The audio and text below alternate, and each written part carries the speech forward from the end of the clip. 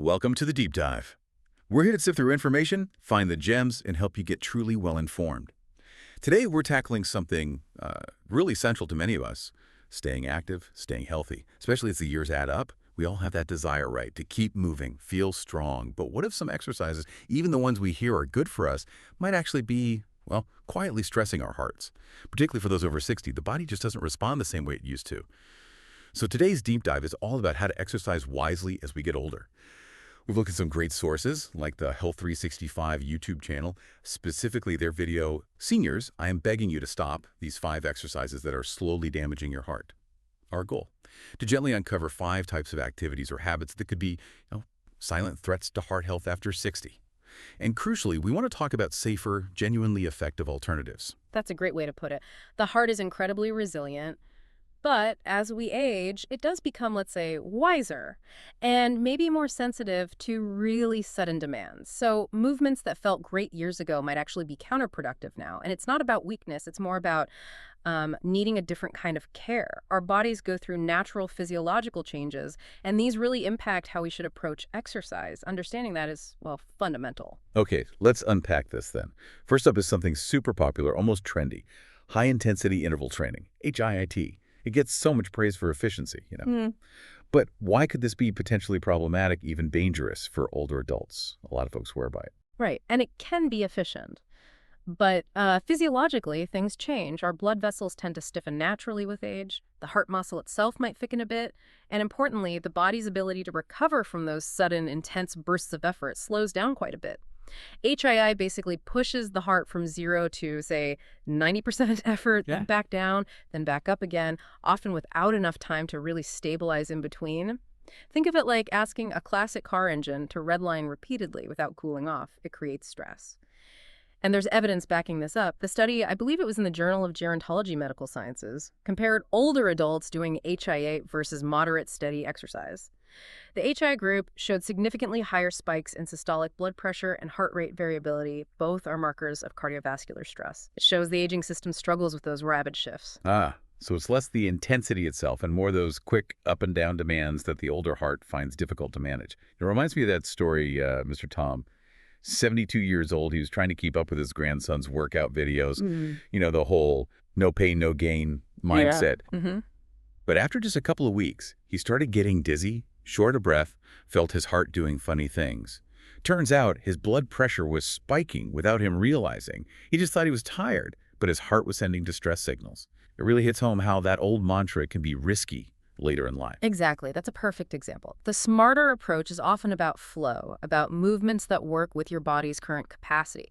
Think about, say, a good 30-minute brisk walk, or gentle swimming, maybe Tai Chi. These might not look as intense, but they are incredibly beneficial for heart health without those dangerous sudden peaks and valleys. And the data supports those gentler options too, right? I remember reading about an American Heart Association study. Yes, that's likely the one showing moderate pace walkers just 150 minutes a week had a significantly lower risk of heart events compared to sedentary seniors, about 31% lower, I think. Wow, 31%. That's substantial. It really drives home the point. You don't need to push to the absolute limit. Rhythm, gentleness, consistency, that seems to be the key for protecting a heart that served you well for decades. Okay, let's shift gears a bit. Strength training. We know muscle mass is crucial for independence as we age, but what about some common exercises like traditional crunches or lifting really heavy weights? Are those always safe, or is there a hidden risk there too? This is where it gets really interesting and requires careful consideration. When you strain during a crunch or you brace yourself for a heavy lift, something happens internally. You create a sudden spike in what's called intra-abdominal and intrathoracic pressure, basically pressure inside your chest and belly. This pressure pushes inward and upward, and it forces your heart to work much, much harder to keep blood flowing properly. Now, if you also have arteries that are a bit stiff, or maybe some hidden plaque or underlying high blood pressure, which many people over 60 do, sometimes, without knowing it, that sudden strain is magnified. There was a compelling study on this back in 2018, European Journal of Preventive Cardiology. It found that isometric exercises where you hold position and heavy resistance training cause these sharp, acute spikes in blood pressure, especially in older adults.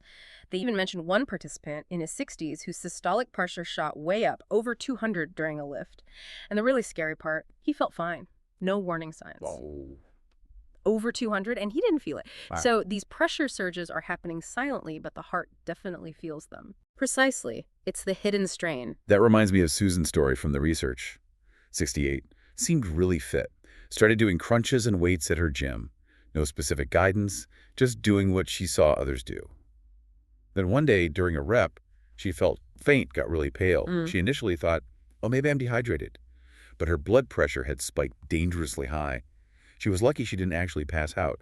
Her heart was under immense pressure, not getting stronger in a healthy way. It's a common scenario, unfortunately, but the takeaway isn't to stop strength training. Muscle maintenance is vital. It's about doing it smarter.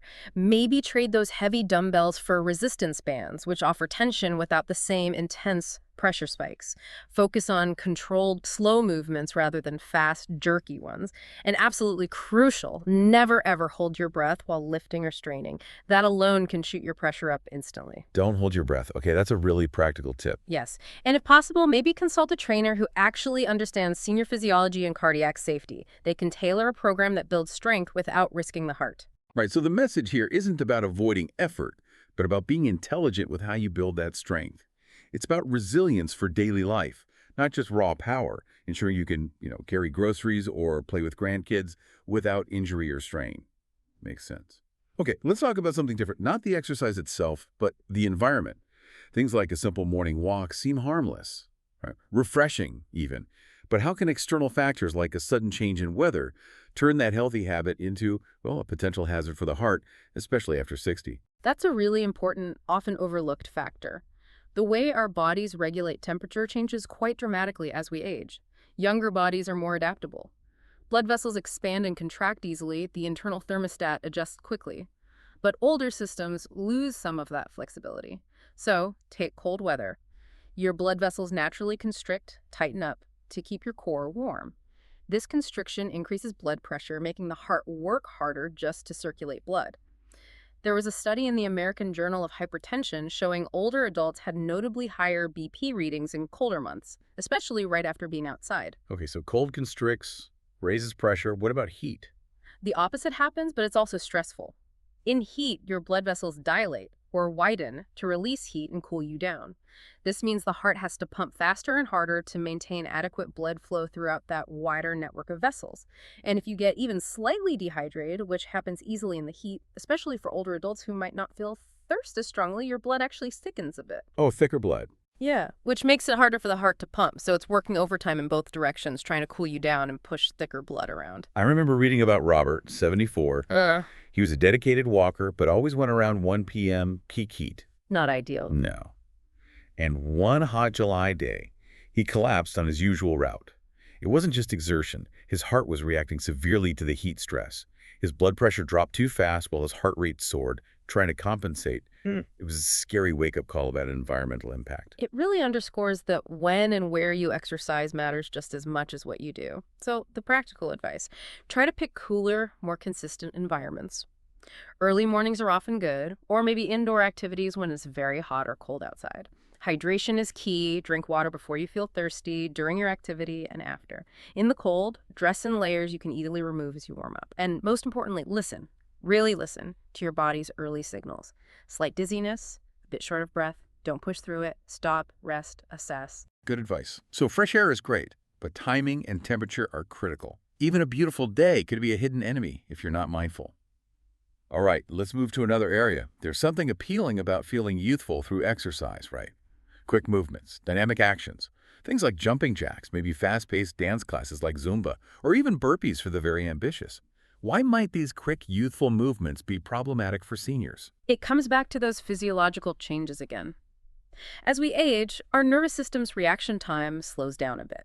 Reflexes aren't quite as sharp, balance can become less reliable, and, as we mentioned, arteries lose some elasticity.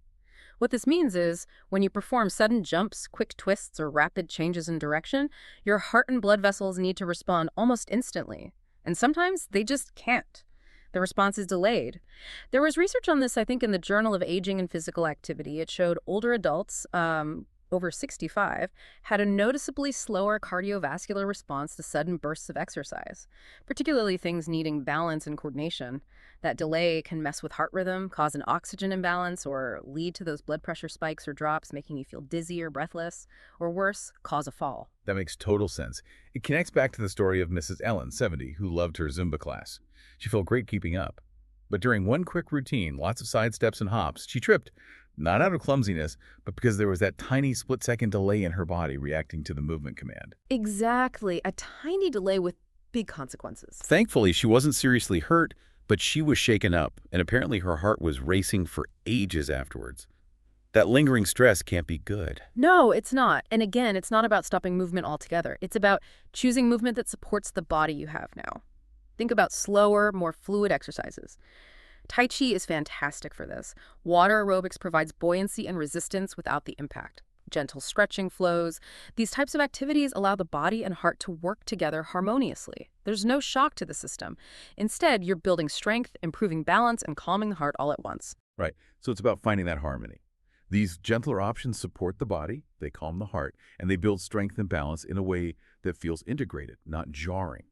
That really preserves independence through steady, confident movement. Okay, we've covered intensity, type of movement, environment, speed. Our final point is about timing within the day itself. A late-night walk or maybe some stretching before bed might seem like a good way to wind down, right? But could it actually be sort of stealing from the heart's essential recovery time during sleep? Why does the clock matter here? It matters a lot, actually. The science is pretty clear on this. Exercise, even if it feels light or relaxing, still stimulates the sympathetic nervous system. That's your fight or flight response. In older adults, the effect of this stimulation tends to last longer. Your heart rate might stay elevated for longer after evening exercise, adrenaline might linger, and core body temperature can remain higher. All of this makes it harder to transition into deep, restorative sleep. A study in experimental physiology highlighted this late workouts kept heart rate and body temp up significantly longer in older participants compared to younger ones. Their systems just didn't wind down as quickly. And poor sleep isn't just about feeling tired. Not at all. Poor sleep is directly linked to a whole host of cardiovascular problems. Higher blood pressure, increased inflammation, insulin resistance, even irregular heart rhythms. Your heart works tirelessly all day. It absolutely relies on that quiet period during deep sleep to repair, rebalance, and reset itself. If you consistently disrupt that process, even with well-intentioned late exercise, you're hindering its ability to heal. That really puts it into perspective. I remember the example of Mr. Lee, 69. He started taking evening walks, specifically to tire himself out for better sleep. A common thought. Right, but it backfired. Yeah. He found himself waking up around 3 a.m., mind racing, heart fluttering. He thought it was just anxiety creeping in. But on advice, he shifted his walks to late morning, and just like that, his sleep dramatically improved. No pills, just changing the timing of his exercise. It's often that simple. So the clear advice here is to try and schedule your more active workouts for the morning or perhaps the early afternoon. This allows your body to reap the cardiovascular benefits during the day and still have plenty of time to wind down properly before bed.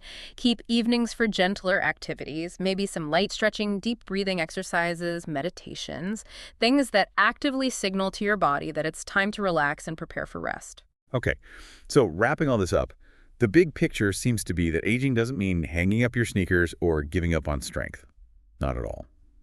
It's more about choosing a wiser path, isn't it? One that really respects the incredible changes our bodies go through and works with them, not against them. It's shifting from maybe a performance focus to more of a preservation focus. Exactly that. True strength and vitality as we get older come from making smart, careful choices and repeating them consistently. It requires awareness, a certain gentleness with ourselves, and respect for the season of life we're in. So we've explored 5 areas where common exercise advice might need adjusting after 60, from HIE to heavy lifts, extreme temperatures, fast moves, and late-night workouts. It's about exercising wisely, which brings us to a final thought for you, our listener. Let go of the idea, maybe just for today, that more is always better or harder is always stronger. Instead, ask yourself this: what one small, smart change could you make starting now that chooses wiser over harder? What choice truly listens to what your heart might have been quietly trying to tell you? Thank you for joining us on this deep dive into exercising for heart health as we age. We hope this conversation empowers you to make informed choices that support your long-term well-being.